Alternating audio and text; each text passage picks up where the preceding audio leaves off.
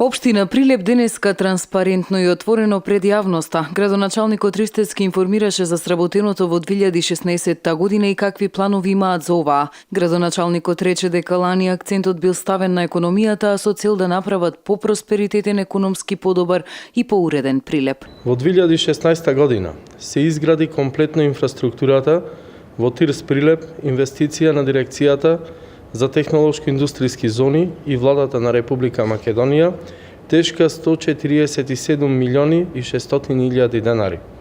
Со што се изградија асфалтирани улици, се постави водоводна и канализациона мрежа, се донесе електрична енергија, оптички кабли за интернет и се она што е потребно за нормално функционирање на слободната зона. Во ТИРС Прилеп започна со работа американскиот гигант мултинационална компанија во автомобилската индустрија Гентерм, инвестиција од 20 милиони евра, каде во моментов работат над 800 работници. 150 вработувања се предвидени во новоизградената германска компанија Акомпласт. Напоменаа дека во 2016 над 1000 нови работни места биле отворени.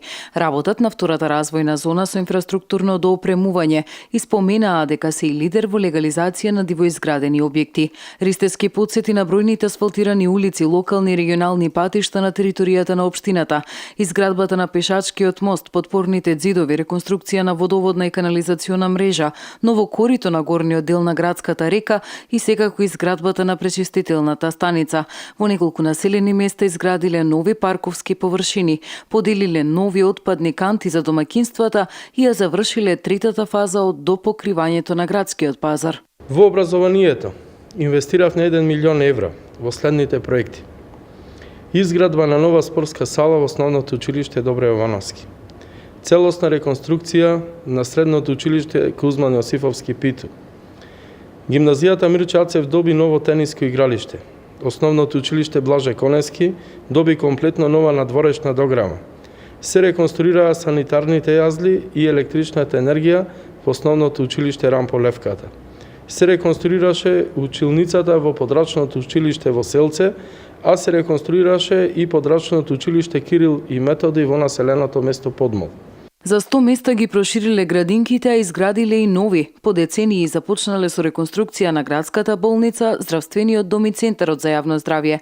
Последна деценија Прилеп добил нова социјална зграда, каде свој дом добиле 76 семејства од социјално ранливите категории. Изградбата на зградата чинела 135 милиони денари.